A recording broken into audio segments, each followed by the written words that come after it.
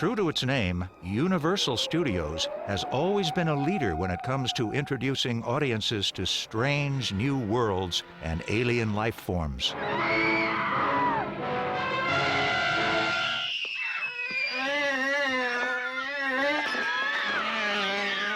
As early as 1931, even Frankenstein reflected the public's interest in extraterrestrial phenomena like cosmic rays. I have discovered the great ray that first brought life into the world. Universal's Flash Gordon serials were among the first American films to depict alien life, although Ming the Merciless amounted to little more than Dr. Fu Manchu in orbit. The invisible ray told the story of a scientist whose fascination with another galaxy was his downfall. This is the nebula in Andromeda. A ray from this nebula will be caught here and electrically transferred to the projector in my laboratory. From Andromeda? 750,000 light years distant. No real aliens yet, but we're getting closer.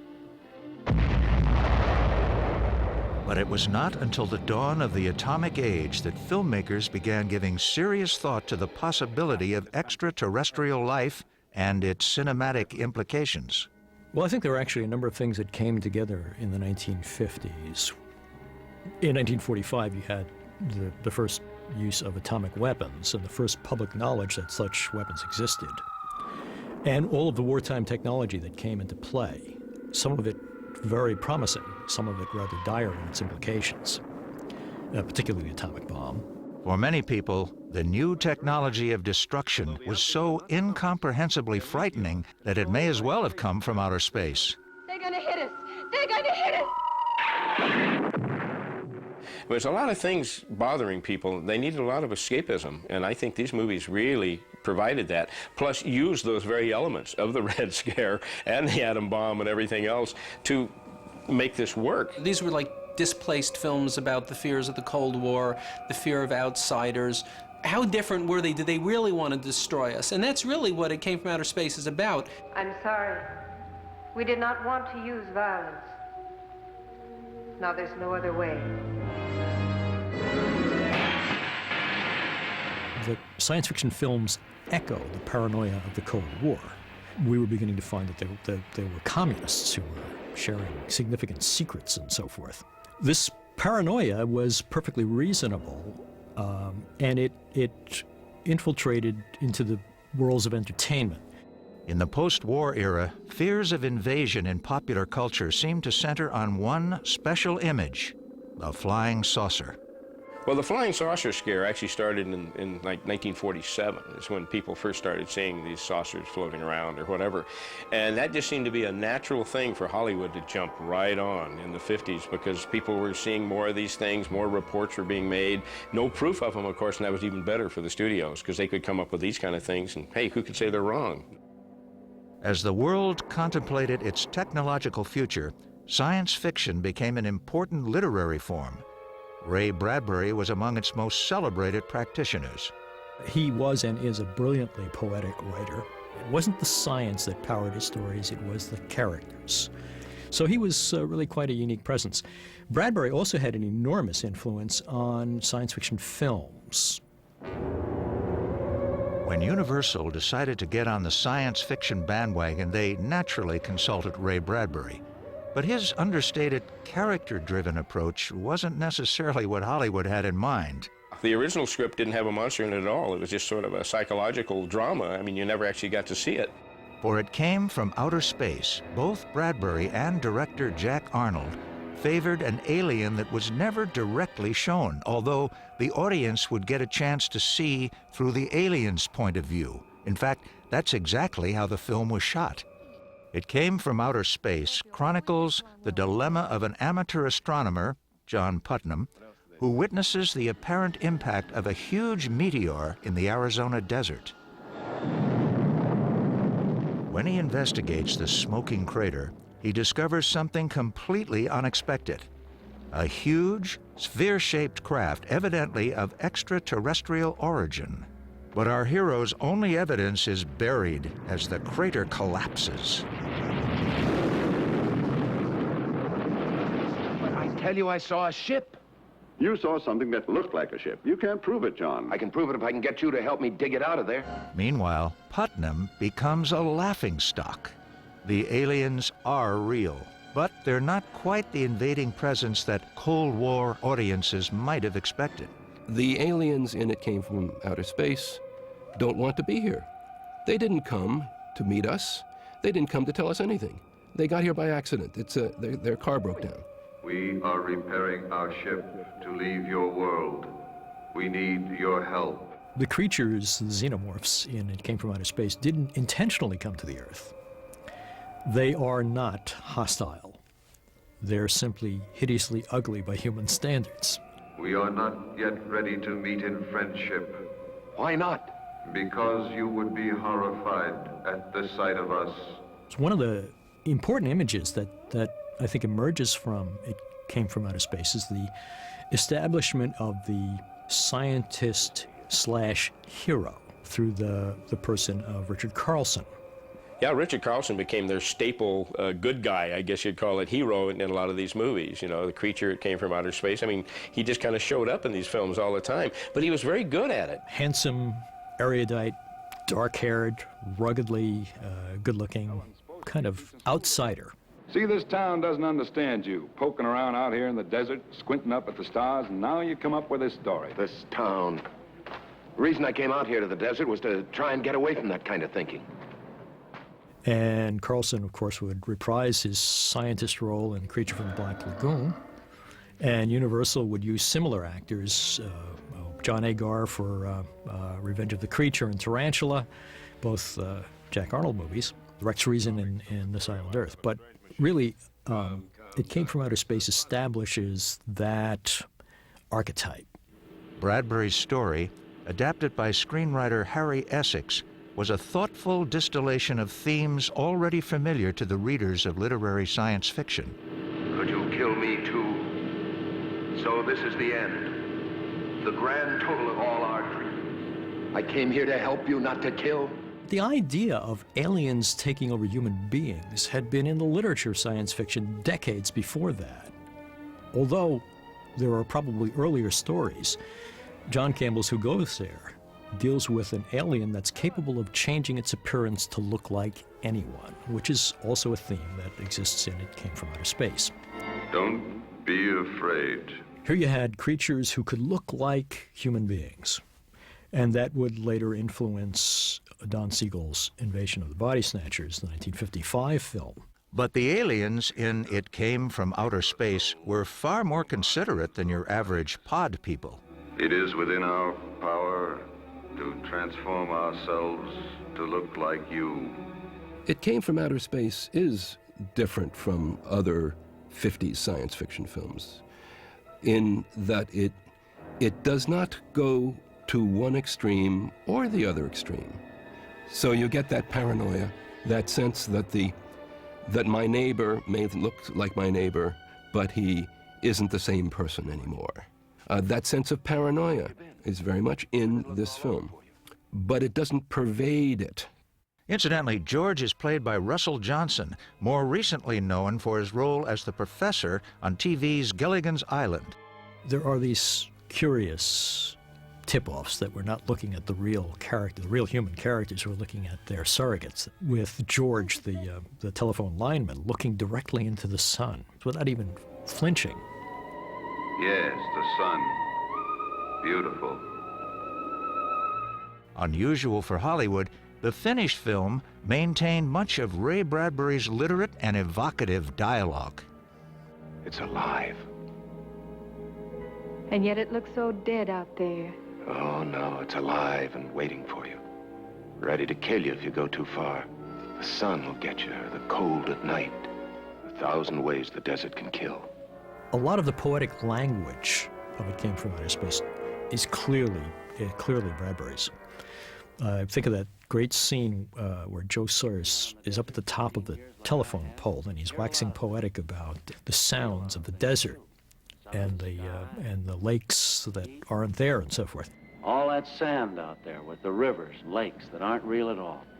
And sometimes you think that the wind gets in the wires and hums and listens and talks. Pure Bradbury. That whole idea about life pulsing in the telephone wires sounds very Bradbury to me. And that permeates the film because when somebody's car is driving along the road, it is followed in a helicopter shot. But the helicopter is positioned so that the telephone wires are in the foreground, as if the telephone wires are watching the car, as if the telephone wires contain the intelligence of the aliens. The two old miners who are talking about how the mine is getting old. That's just this poor old tunnel. Needs more propping up. Like a man gets old. This is the kind of peripheral, poetic, human detail that you're not usually going to find in this kind of script. It Came from Outer Space completed shooting at a final cost of $750,000. At the last minute, Universal decided that an unseen alien might backfire at the box office. After all, the picture had been shot in 3D, a format strongly associated with visual thrills and chills. And then they saw it and said, wait a minute, this is 3D. We have to have something coming out of the people. We have to have a monster. So they actually created this guy. So what would Universal's first alien visitor look like? Previous Hollywood extraterrestrials weren't much help. The man from Planet X was an anemic precursor of today's diminutive alien abductors, and the thing from another world looked an awful lot like Boris Karloff in Frankenstein. At the turn of the century, the pioneer French director Georges Méliès envisioned a species of otherworldly beings in A Trip to the Moon. The moon is inhabited by creatures who live in the lunar interior and who are essentially insects. They also are diminutive and very humanoid. They're acrobats wearing tights and grotesque papier-mâché heads. Universal's first attempt at creating what the script described as a xenomorph was a two-eyed creature with an exposed brain. It was quickly discarded, but later inspired the Metaluna mutants in This Island, Earth. The precise inspiration for the creature finally used in the film is still shrouded in mystery.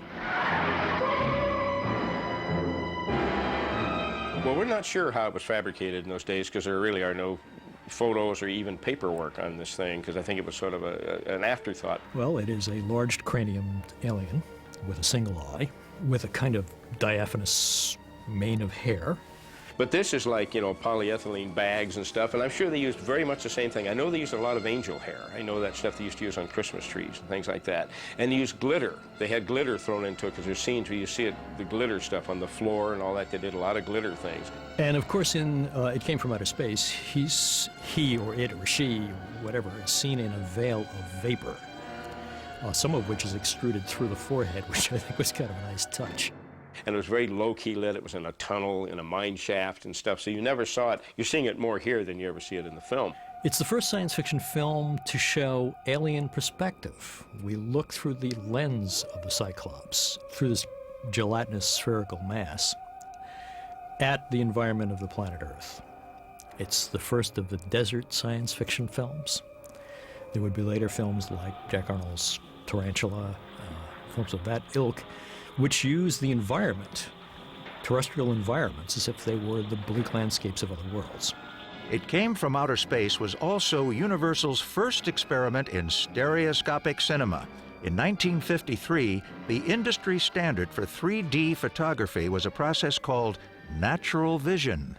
And Universal, for a variety of reasons, mostly economical, decided that rather than rent natural vision equipment, they would build their own camera rig. There were right and left eye images, separate, complete motion pictures, that were locked down to synchronized projectors.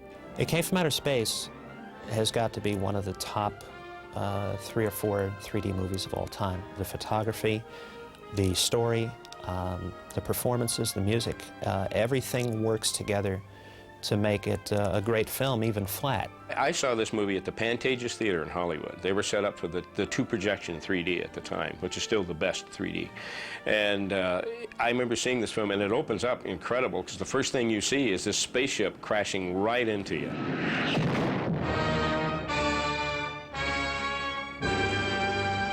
And it was one of the most dramatic openings for any 3D film. Now, what's interesting about that, if you really look, you see the mirror that actual thing was running into. beside the lens. You can actually see it. It's so fast, normally you don't see it. In the 3D, you didn't see it. You're too busy watching this thing coming at you and doing this with your head, you know. Several of the early 3D films were gimmicked up to a fault, really, where you know, everything that wasn't nailed down was thrown at the camera to show off this system.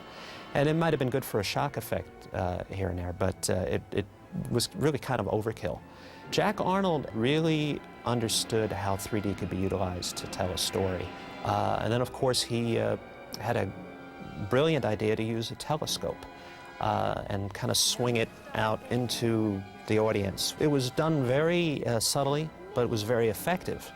It was a perfect 3D vehicle because you had so many things happening, so many eerie things and smoke and stuff that could almost come right out of the screen at you and stuff like that, and it was wonderful. This kind of vaporous look was a curious fixture of 3D films.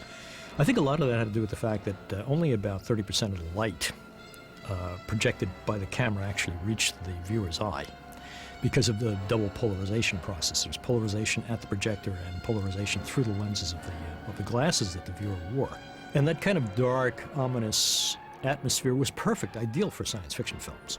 I know that when they filmed The Avalanche, which is one of the best 3D effects because it really serves to put you in the action, they had the camera mounted under this huge plate that, you know, so that obviously it wouldn't get hit with all these rocks. The 3D was extraordinary. I mean, there are scenes in It Came From Outer Space where there's enormous depth. The whole film is composed in three-dimensional space with distinct foreground elements, middle ground elements in which most of the action takes place, and then distant background elements.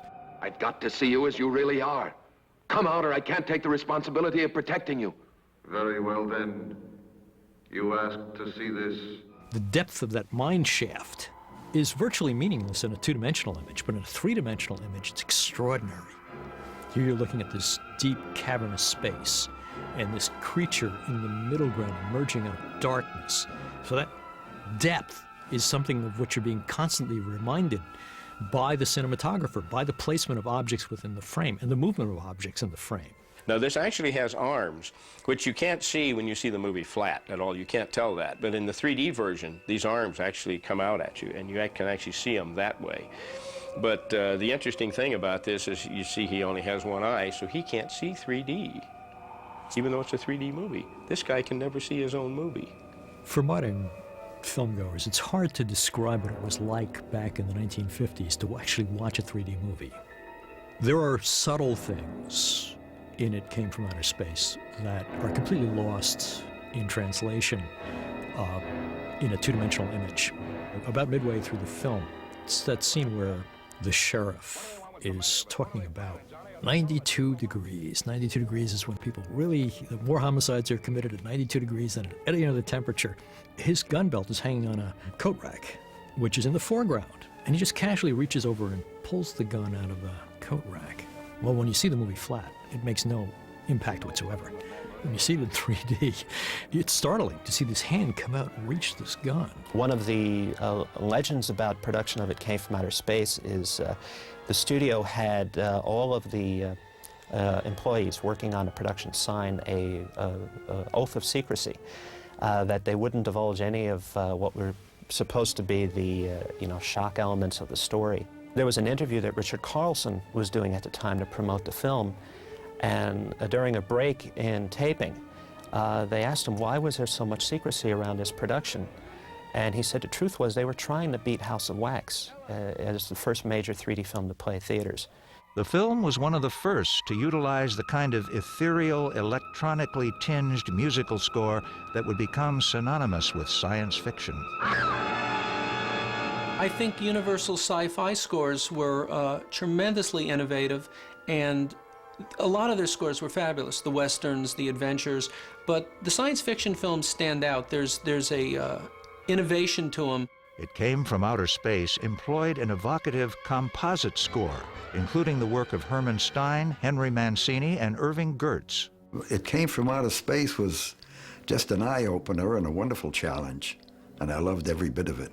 It was great. Well, you know, you're working on a science fiction.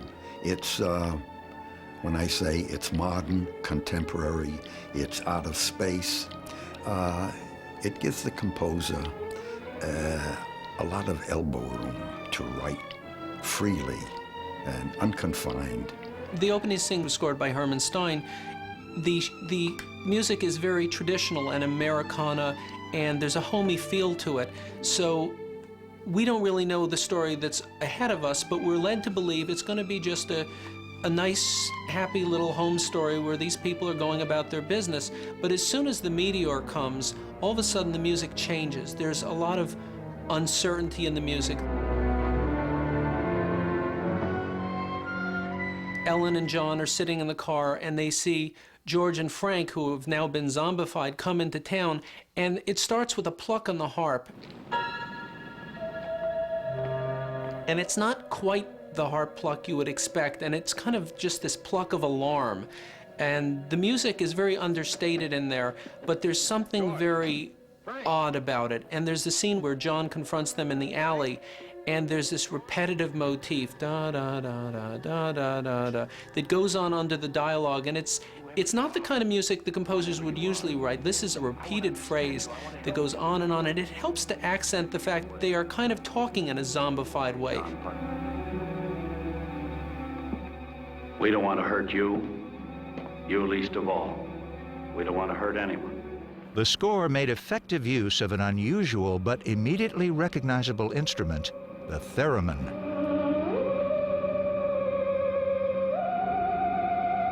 The theremin was one of the first electronic instruments to be used in films. Miklos Rozsa used it in The Lost Weekend, he used it in Spellbound, and it kind of became a cliche in the 40s as being the instrument of psychotic disorders. So if you drank too much, if you beat your wife, if you did anything that wasn't considered normal, you had a theremin associated with you. Well, obviously, what's good enough for anomalies of the human mind is good enough for anomalies of everyday life. So when anomalies from outer space and from black lagoons started to invade us, things like that, these strange instruments became associated with them. The theremin was simply a box, electronically utilized and plugged into an outlet with a long antenna. And the performer at the theremin would utilize his hands against the antenna.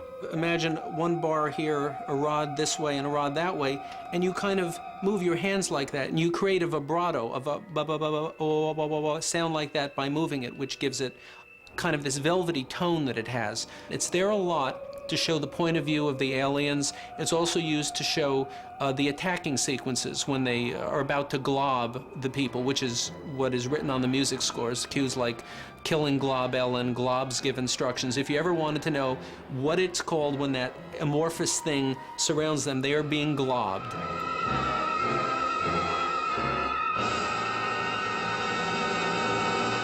Encouraged by outstanding box office, Universal immediately asked Jack Arnold to do another 3D sci-fi thriller.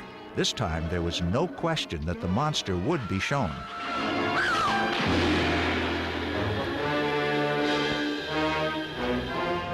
Although Creature from the Black Lagoon didn't have an outer space theme, it was, once again, a story of cultures in collision. This time, the invaders were humans intruding on the creature's watery domain.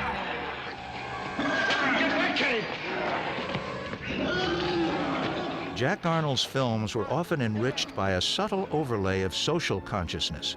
Film historian Paul Jensen interviewed the director in 1974.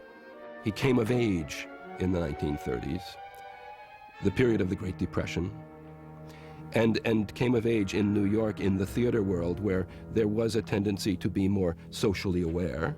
And he said you should try, if you can, to find the social concerns in the stories that you are filming. Jack Arnold was uncredited for his work redirecting the alien planet sequences in Universal's science fiction spectacular This Island Earth, nominally directed by Joseph Newman. But without the success of Arnold's It Came from Outer Space and Creature from the Black Lagoon, the film might never have been made. ionization layer must be maintained until our relocation is effected. Relocation? To where? To your Earth. This island Earth tells the story of an alien civilization whose energy resources have been depleted by an atomic shield that protects it from enemy bombardment.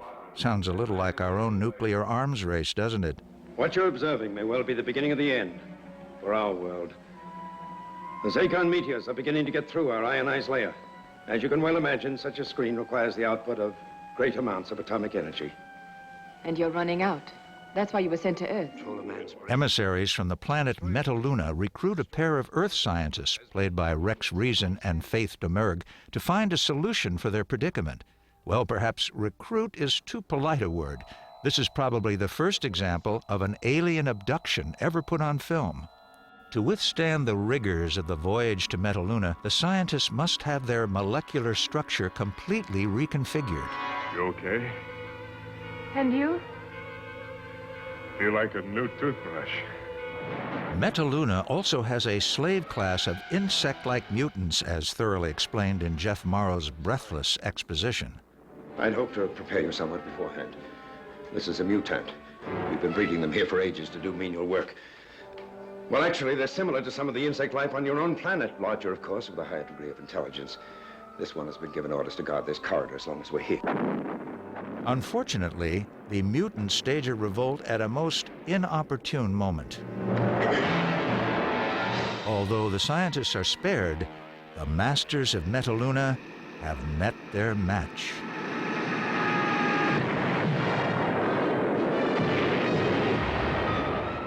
Also released in 1955, Jack Arnold's Tarantula told a familiar cautionary tale about the dangers of runaway science and nuclear radiation.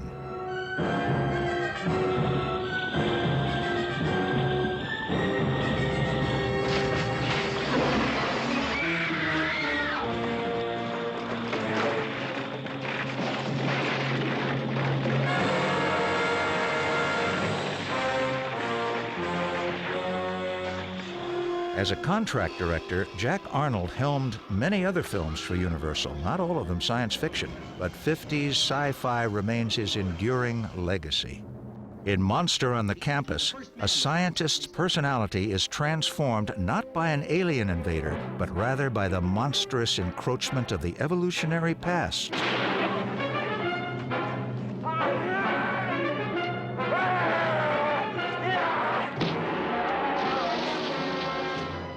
In 1957, Jack Arnold created his masterpiece. The Incredible Shrinking Man.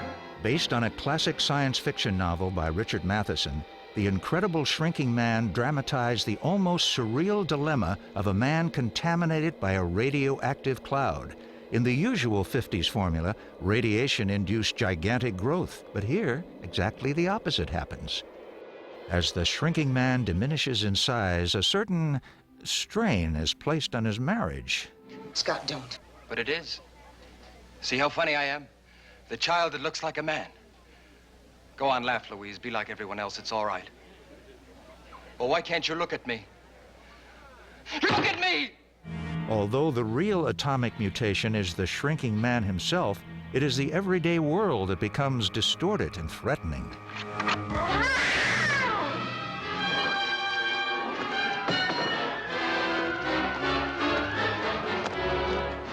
Finally, as the shrinking man approaches the vanishing point, the universe itself is revealed to him. The unbelievably small and the unbelievably vast eventually meet, like the closing of a gigantic circle. And I felt my body dwindling, melting, becoming nothing. All of this makes a man like me feel quite small and useless. But you've gone into uncharted places, too. Oh, my explorations have all been on this planet. They reach into space. Through Universal's classic films of science fiction and science fantasy, audiences confronted their own apprehensions about the coming space age. And perhaps each imaginative encounter with a strange new world brought us a little closer to understanding our own. Well, they've gone. For good, John? No, just for now. It wasn't the right time for us to meet. But there'll be other nights, other stars for us to watch. They'll be back.